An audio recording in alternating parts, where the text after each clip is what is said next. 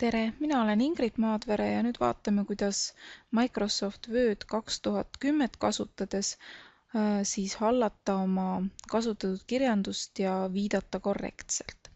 Kõigepealt on mul siin üks näide, et kui ma teen oma mingisugust uurimistööd või referaat, siis mul on alati vaja öelda, kus mingisugune info pärineb. Et mul on siin näiteks nüüd üks raamat, kust ma olen võtnud ühe tsitaadi. Tsitaat tähendab siis sellist sõnasõnalist väljavõttu, mis pannakse jutumärkidesse. Ja siis siin taga on viidatud, et kes on siis selle raamatu autor, mis aastast ja mis leheküljest. Siis refereering tähendab siis seda, et ma olen võtnud selle sama jutu, aga siis selle niimoodi kokkuvõtlikult välja kirjutanud. Ja siin viitamisel ma kasutan üldse natukene teist võtet, et ma toon selle autori nime siia sisse, et Jaan Tamm kirjutab ja siis ma ei pea siin enam seda tema nime mainima, et siin ma saan panna ainult aasta ja näiteks lehekülje numbri. Ja parafraseering on siis see, kui ma kirjutan selle jutu oma sõnadega ümber, aga jätan siis selle mõttelõnga ja kõik niimoodi jooksma, nii nagu autoril oli.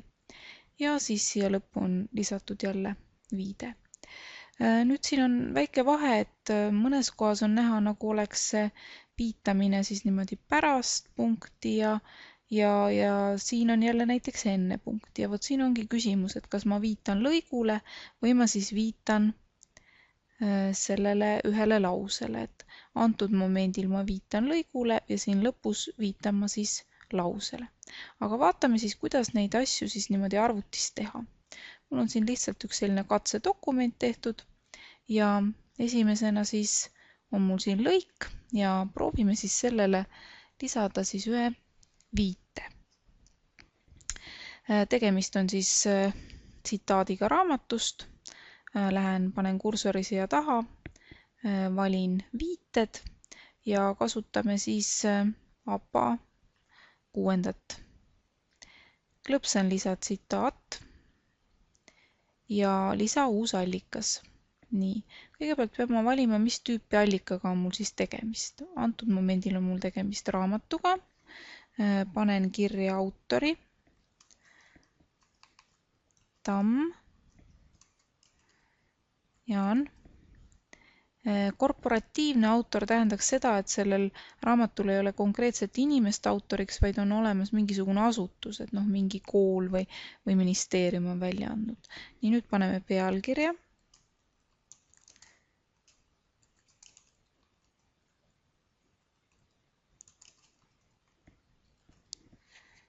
Siis tuleb aasta, millal see raamat välja on antud. Linn. Ja avaldaja, see on siis kirjastus.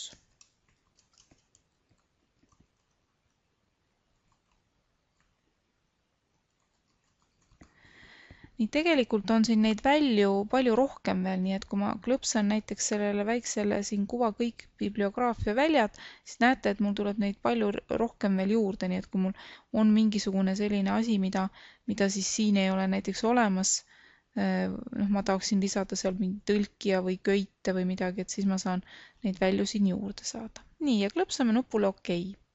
Ja mulle automaatselt lisatigi siia see viide. Lähen siia peale, siis ta muutub selliseks hallikaks. Kui ma nüüd tahaksin siia ka lehekülje numbri lisada, teen parema hiire klõpsu ja valin redigeeri tsitaati. Ja nüüd panen, et see minu lõik pärineb siis leheküljelt 187 ja OK. Nii. Ja ongi mul siin ilusti viidatud.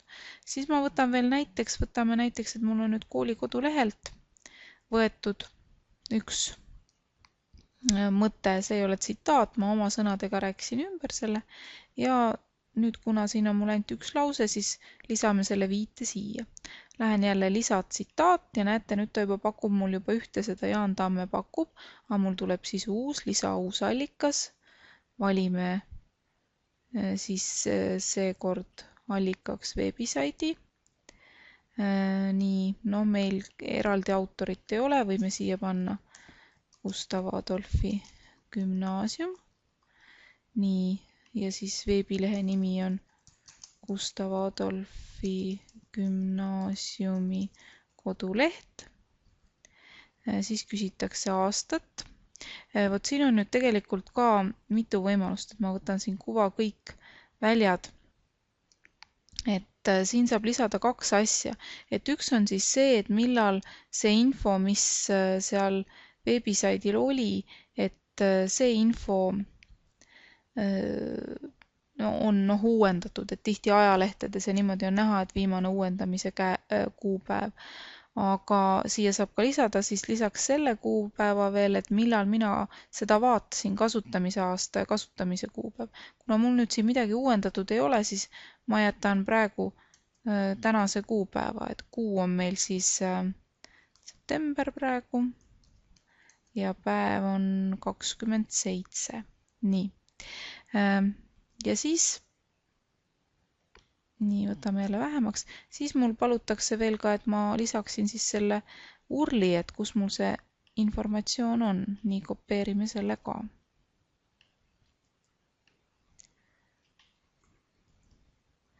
Ja kleeps on okei. Nii, aga nüüd kuidas ma saaksin siis endale teha lõpuks siis selle kasutatud kirjanduse nimekirja. Kui ma olen nüüd igale poole oma viited kõik ilusti lisanud, siis lähen ma jälle menüüsse viited ja valin siit sellise asja nagu bibliograafia. Nii, klõpsan peal siin ühel ja mulle lisatakse automaatselt siis nõndanimetatud siis kasutatud kirjandus. Ma saan siit selle bibliograafia asendada sõnaga kasutatud kirjandus, rakendada talle kõiki neid laade, kui vaja, muuta fonti ja nii edasi ja mul automaatselt on siin see kasutatud kirjandus siis juba ilusti olemas.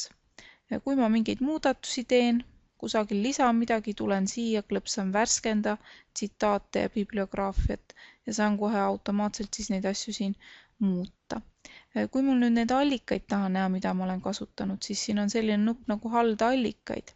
Ja siin ma siis näen, milliseid allikaid ma olen üldse siis kasutanud ja võin siis vajaduse korral siis lisada neid ühte või teise dokumenti, ära kustutada ja edasi siis toimetada.